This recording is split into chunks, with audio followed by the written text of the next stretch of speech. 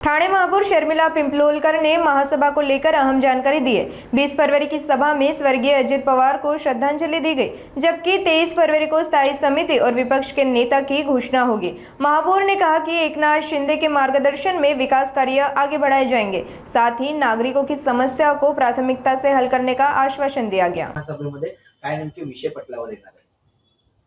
खरं तर आज 20 फेब्रुवारीची जी महासभा झाली ती स्वर्गीय अजितदादा पवार यांना श्रद्धांजली वाहण्यासाठीची खरं तर झाली। सर्व आपल्या लोकप्रतिनिधींनी श्रद्धांजली वाहिली आहे आज, आणि येत्या 23 तारखेला पुन्हा महासभा होणार आहे। त्याच्यामध्ये आपल्या स्थायी समितीचे 16 सदस्य आहेत, त्यांची जाहीर होईल त्यांची नेमणूक। स्थायी समिती सभापती किंवा इतर समित्यांच्या सभापतींची निवडणूक कधीपर्यंत जाहीर होण्याची शक्यता आहे?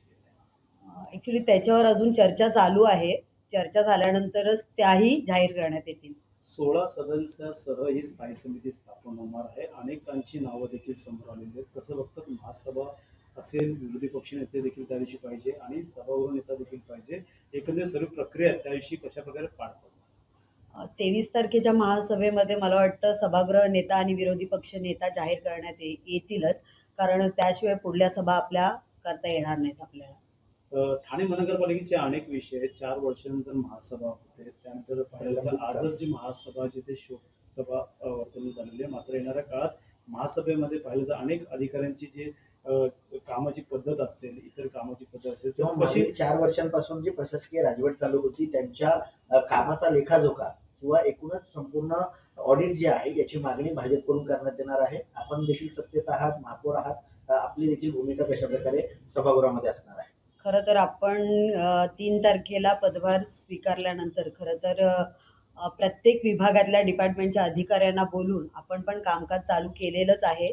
आणि बघायला गेलं तर शिंदे साहेबांकडून खरं तर जी विकास कामं केली जात आहेत आणि 22चा कार्यकाळ संपल्यानंतर आता 26ला पुन्हा सगळे लोकप्रतिनिधी बसलेले आहेत, आणि प्रतिनिधींचे जसे प्रश्न त्यांच्या जनतेकडून येतील आणि त्याच्या समस्या आपल्या सभागृहामध्ये नक्कीच सोडवण्याचा प्रयत्न आपण करू। महानगरपालिकेमध्ये टीएमटी मध्ये अनेक लोक प्रवास करतात, अनेक टीएमटी देखील बदलणार आहे। मात्र येणाऱ्या काळात त्या टीएमटी आता महाग होणार आहे। पाहिलं तर ठाणे महानगरपालिकेत देखील मोठा बोजवार आहे।